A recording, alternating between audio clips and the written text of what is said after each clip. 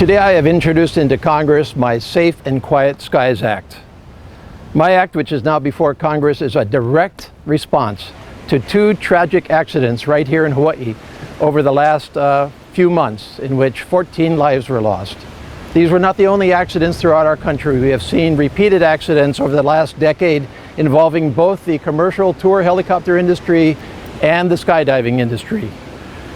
My bill is also a direct response to rampant disruption of our communities throughout Hawaii, with thousands and thousands and thousands of overflights per year over our residences, over our national parks, over our national treasures.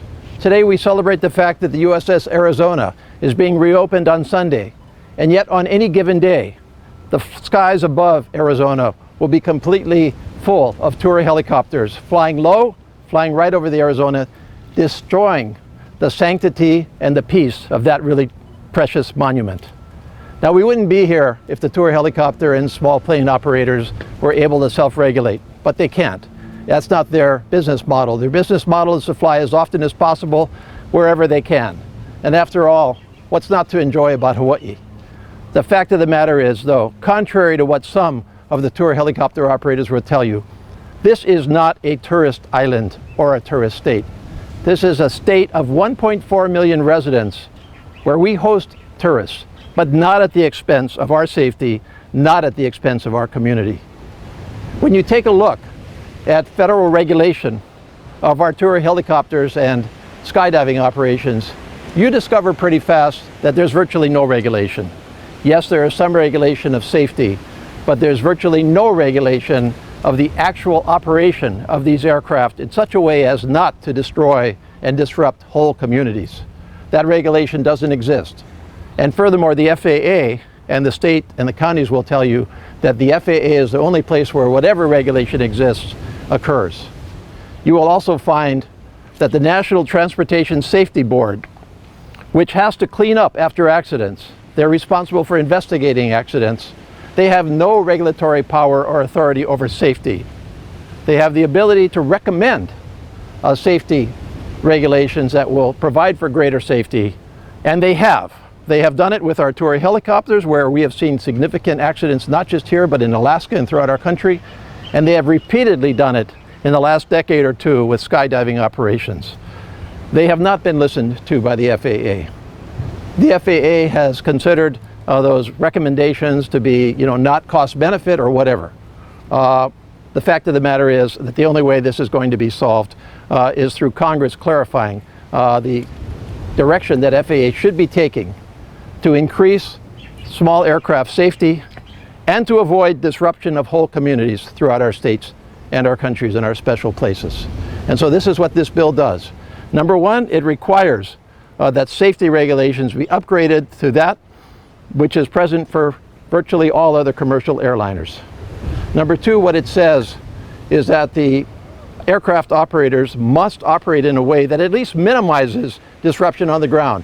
Minimum altitude requirements, which today they routinely deviate from. The reason that we're right here today is because this is one of the best examples of seeing the tour helicopters buzzing by, heading to Waikiki at about 150 feet off the water.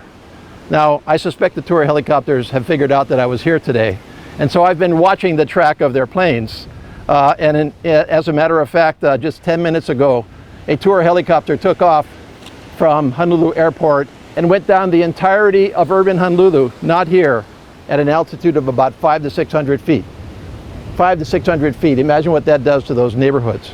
And so my bill increases the safety regulation to comply with what the NDSB says should be in place. And it also requires 1,500 feet minimum altitude except for takeoff and landing. It requires no flying over national parks, national cemeteries, national historic sites, none at all. And by the way, security risks to Pearl Harbor. There are vital national security presences at Pearl Harbor that are routinely overflown. And they don't like that, by the way. They consider that to be a risk. And that shouldn't be the case. The tour helicopters don't have to fly over our national security attributes. Number two, no residential overflights unless decibel levels are strictly complied with. We now have the technology to have much quieter airplanes. Yes, they're more expensive, but that's the price to be paid for overflying residential areas. And number three, what my bill would do is to give states and counties with incredibly increased presence of these aircraft to come up with their own regulations if they want to. Right now they can't. For example, would it be reasonable for us to ask here in Hawaii for a limitation on flights between 8 o'clock in the morning and 5 o'clock at night on weekdays so we can have our weekends free? Would it be reasonable for us to ask that these tour helicopter operators not operate directly over residential communities and stay out to sea? Would it be reasonable for us to ask that they not fly up the most precious valleys and over the most precious resources where we're busy trying to enjoy nature by hiking in the Nepali coast? Would it be reasonable for us to ask that in any given day only 20, just to pick a number, be allowed as opposed to 50 to 100, which is what is now occurring? I think these things are reasonable. I think these things are a trade-off. And I think that if the tour helicopter and skydiving and small aircraft industry doesn't start to be a far better neighbor than they've been, that these things will be imposed on them, and I will be one of those that tries to impose them. And so I hope that this is the beginning of a discussion. This bill is going to be pursued in Congress when I get back in September, and I hope that we can come up with a better understanding. As for skydiving, some of the folks primarily out at Dillingham have told us that's great, but we're not allowed to build the facilities to do the maintenance, etc. They're in a loggerheads with the state. Is there anything your bill could do or that you could do to ensure they get the kind of facilities that they could maintain the higher regulations for repairs and maintenance? You know, my bill is focused very much on our communities. It's focused very much on our residents. It's focused very much on maintaining, frankly, community support for tourism, which we see eroding across the board because of over-tourism, over-utilization, over-interference with our lives, whether it be helicopters or vacation rentals or, you know, traffic on the North Shore. This is part, from a community disruption perspective, of the same ball of wax. Now, what I can do is impose the federal regulation if they won't do it themselves. And after that, I think they have to adjust to that regulation and they have to work with the state. The fact of the matter is that all of what we're talking about probably will have some economic consequence. And that's the way it has to be, because as one of the tour helicopter operators told me just a few days ago, when I observed that particular company was overflying Honolulu at a very low altitude at 7 o'clock on a Saturday night, the response was, well, this is a tourist island. No, it's not a tourist island. It is an island full of residents that are entitled to safety on the ground and safety in terms of the communities that they live in. And everybody has to adjust to that. Ed, what kind of penalties are included in this bill? Penalties would be monetary up to and including loss of license. You met with the FAA in the run-up to these regulations? I absolutely. What was their reaction when you spoke with them? I met with the acting administrator. First of all, this has been a long discussion over a series of months. This started really before I took office, when I was out campaigning throughout my district, and I started to notice, walking door to door, incredible numbers of tour helicopters overhead. I remember one Saturday morning in Kalama Valley. I go early because it's, you know, cooler and you can move faster, and actually there's people up and talking. And I remember being in Kalama Valley, 6:30 on a Saturday morning, and I started watching these tour helicopters coming over, and I said, what's this all about? And I started counting, and by the time I stopped walking at about 1 o'clock, we were well over 50. Now, what was the consequence on the ground from that? And that's nothing when you compare it, for example, to the Big Island, to 16,000 flights per year to Hawaii Volcanoes National Park. 16,000 a couple of years ago. Now that's a significant impact. And we have seen this coming up since then. I've been listening to my communities, to my neighborhood boards. A number of the neighborhood boards now, I think we're up to about 5 or 6, have actually resolved that this is such an important issue to them from a safety perspective. Imagine being in Kailua, where a helicopter falls out of the sky. It was a miracle that nobody on the ground was hurt, and disrupts that community for sure, to communities from Mililani to Hawaii Kai to Aiea, all resolving that they need a little bit more attention here, and that's what we're going to do for them. So this has been going on. I've met with the state of Hawaii on this. I have met with our county council members. I have met with the FAA Region 9 administrator, and I met in Washington, D.C. about 8 weeks ago with the acting administrator of the FAA, and I said essentially, hey, we have a major problem from a safety and disruption perspective, and we don't think you're listening. Can you listen to this? Can you understand these concerns? And the basic answer was, we don't have the authority to do what you are interested in doing. Of course, they do have the authority on the safety side, and on that one they explained that they didn't accept the NTSB's recommendations. Well, I would defer to the NTSB on this subject. On the community disruption side, they simply said, that's not our business. We don't worry about the impact on the ground. Well, my bill would make it their business. So this would compel them. Are you at all concerned that they might lobby your colleagues in Congress, to basically prevent this from moving forward? They absolutely will. They have a very powerful national lobby. The lobby is made up of the manufacturers of tour helicopters and small aircrafts, as well as of the recreational use of those for air tours and otherwise. This is not the first time, obviously, in Hawaii or in our country that we have dealt with this issue. In Hawaii, this has been an issue ongoing for many decades, and we have not fixed it. And the reason primarily is because the states and the counties have no authority to fix it. The feds say it's not our business, and the state and the counties can't do what they probably want to do. Number one, on the federal level, we saw this in spades in our national parks, where you started to see tour helicopters overrunning our national parks, our national scenic areas all across our country. And that led to a federal law about 20 years ago, which is supposed to govern tour overflights to preserve the sanctity of our special national places. That law has never been fully implemented. And this would require that that law be implemented, because it would require no overflights over national parks. So in other words, if we're not going to reach an understanding, if we're not going to be able to sit down and reach an accommodation of legitimate concerns for safety and for community disruption, then fine. Let's just outlaw them all together in our national parks, which I believe we should do anyway. I go to our national parks like anybody else. We all like to get away from, our cities and our busy lives and find nature.